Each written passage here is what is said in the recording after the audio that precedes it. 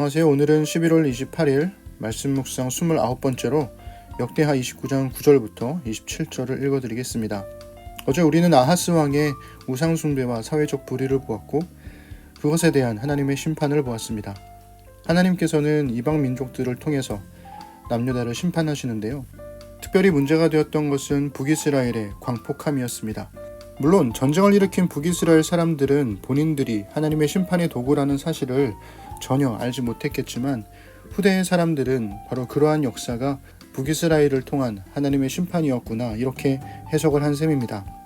비록 하나님의 심판의 도구로 사용되었다 할지라도 그들이 어떤 방식으로 이웃 나라들을 대했는지, 그들의 전쟁 방식이 너무나 폭력적인 것은 아니었는지, 중요한 건 앞에서 시리아도 남유다를 공격했고 북이스라엘도 남유다를 공격했지만 남유다를 공격한 방식에 대한 지적은 오직 북이스라엘을 향하고만 있습니다.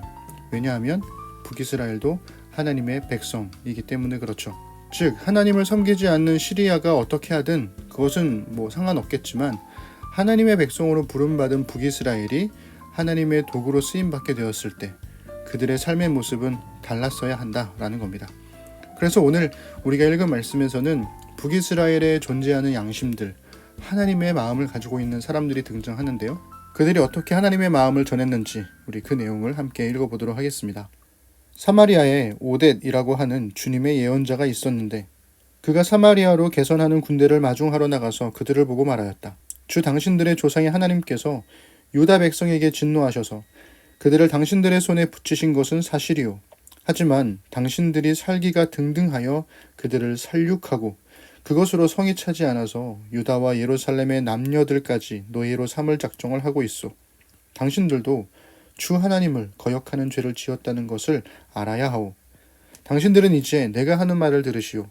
당신들이 잡아온 이 포로들은 바로 당신들의 형제 자매이니 곧 풀어주어 돌아가게 하시오. 그렇게 하지 않으면 주님께서 진노하셔서 당장 당신들을 벌하실 것이오.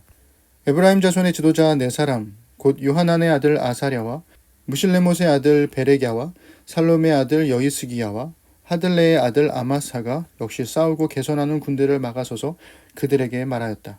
이 포로들을 이리로 끌어들이지 마시오. 이런 일을 저질렀기 때문에 우리가 모두 주님 앞에서 죄인이 되었소. 당신들은 우리의 죄와 허물을 더욱 많게 하였소. 우리의 허물이 이렇게 많아져서 우리 이스라엘이 주님의 진노를 피할 수 없게 되었소. 무장한 군인들이 이 말을 듣고 포로와 전리품을 백성과 지도자들에게 넘겼다. 사람들의 위에 내 지도자들에게 포로를 돌보아 주도록 임무를 맡기니 그 네 사람이 전리품을 풀어서 헐벗은 이들을 입히고 맨발로 걸어온 이들에게 신을 신기고 먹을 것과 마실 것을 가져다 주고 상처를 입은 이들에게는 기름을 발라 치료하여 주고 환자들은 나귀에 태워 모두 종려나무 성 여리고로 데리고 가서 그들의 친척에게 넘겨주고 사마리아로 되돌아왔다. 북이스라엘에도 우상숭배의 여파가 남아 있었지만 그러나 여전히 하나님의 사람들은 존재하고 있었습니다. 오뎃이라고 하는 예언자가 이 포로들에 대한 군인들의 정책에 대해서 격렬하게 반대하고 막아섰죠. 그들도 당신들의 형제 자매다. 어쩔 수 없이 전쟁을 하더라도 살기로 살육하고 노예로 삼을 작정으로 이 포로들을 데리고 온 행위들은 용서받을 수 없는 죄라는 겁니다. 하나님의 백성답게 하라는 거죠. 마찬가지로 4명의 지도자들도 발벗고 나섰습니다. 종교적인 예언자도 막아서고 정치적인 지도자들도 막아선 거죠. 하나님 앞에 더 이상 죄를 짓지 말라고, 주님의 진노를 피할 수 없게 되었다고. 더 놀라운 건 바로 이 북이스라엘 사람들, 이 군인들이 그들의 말을 들었다는 거예요. 그들은 뒤늦게서나마 포로와 전리품을 백성과 지도자들에게 넘겨주었습니다. 그들의 광폭함을 잠재운 거죠. 그리고 이 4명의 지도자들은 이 포로들을 돌보아 주는데요.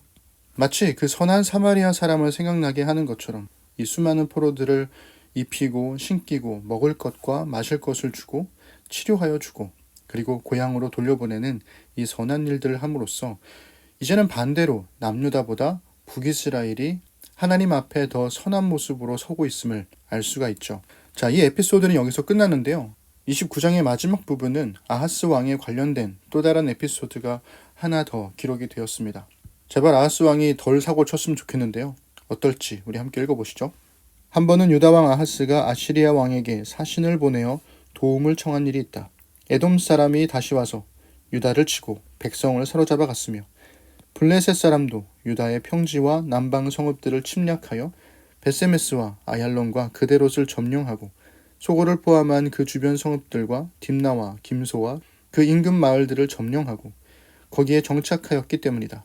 이스라엘의 아하스 왕이 백성을 부추기어 주님께 크게 범죄하였으므로 주님께서 유다를 낮추셨던 것이다.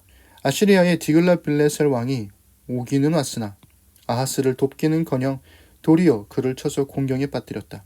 아하스가 주님의 성전과 자기의 왕궁과 대신들의 집에서 보물을 꺼내어 아시리아의 왕에게 바쳤으나 별 효과가 없었다. 사태가 이렇게 악화되었는데도 아하스 왕은 주님께 더욱 범죄하여 자기를 친 다마스쿠스 사람들이 섬기는 신들에게 제사를 지내면서 시리아 왕들이 섬긴 신들이 그 왕들을 도왔으니 나도 그 신들에게 제사를 드리면 그 신들이 나를 돕겠지 하고 생각하였다. 그러나 이러한 일이 오히려 아하스와 온 이스라엘을 망하게 하였다. 그뿐만 아니라 아하스는 하나님의 성전 안에 있는 기구를 거두어다가 부수고 또 주님의 성전으로 드나드는 문들을 닫아 걸고 예루살렘 이곳저곳에 제단을 쌓고 유다의 각 성읍에 산당을 세우고 다른 신들에게 분향하여 조상 때부터 섬겨온 주 하나님을 진노케 하였다. 이것 말고도 아하스가 한 모든 일과 행위는 처음부터 끝까지 유다와 이스라엘 열왕기에 기록되어 있다. 아하스가 그의 조상과 함께 잠드니 그를 왕실 묘지에 장사하지 않고 예루살렘 성 안에 장사했다. 그의 아들 히스기야가 그의 뒤를 이어 왕이 되었다. 아멘. 아하스는 정말 끝판왕인 것 같아요. 아합의 딸 아달랴의 통치 이후로 이렇게 사악했던 유다 왕이 또 있었나 싶을 정도로 그는 엄청난 악행들을 저지르게 됩니다. 그리고 하나님은 그의 악행에 대해서 주변 나라들, 에돔이나 블레셋 사람들을 통해서 남유다를 벌하시죠. 물론 아하스 왕은 깨닫지 못합니다. 그는 하나님을 의지하기보다 아시리아의 디글랏빌레셀 왕을 더 의지했고 하나님께 드려야 할 예물들을 디글랏빌레셀 왕에게 바칩니다. 뿐만 아니라 아하스는 오래전 자기를 공격했던 시리아를 생각하는데요. 그 전쟁에서 본인들이 졌으니 시리아 왕에게 승리를 주었던 신들을 내가 섬기면 그 신들이 나를 돕지 않을까 이런 생각으로 우상들을 또 섬기게 됩니다. 그리고 그러한 모든 행위들은 온 이스라엘을 망하게 하는 길이 되었죠. 그런데 아하스의 악행은 여기서 끝나지 않습니다. 그는 마치 아달랴 여왕의 분신처럼 성전 안에 있는 기구를 거두어다가 부수고 문들을 닫아 걸고 제단을 쌓고 산당을 세우고 분향하죠. 그렇게 하나님을 진노케 합니다. 결국 그는 예루살렘 성 안에는 장사가 되었지만 왕실 묘지에는 묻히지 못했습니다. 그리고 그의 아들 히스기야가 그의 뒤를 이어 왕이 되죠. 역사라는 게 참 그렇습니다. 일관되게 선한 나라도 없고 일관되게 악한 나라도 없다는 것. 모든 악이 가득할 것만 같은 북이스라엘에도 하나님의 양심, 하나님의 마음을 가진 사람들이 있었고 오히려 하나님 앞에 조금 더 선할 거라고 기대했던 남유다에서는 그 어느 때보다 악한 아하스 왕 같은 사람이 등장하기도 하니까요. 그는 끊임없이 하나님의 도움을 구하기보다는 다른 신들의 도움을 구했던 것 같습니다.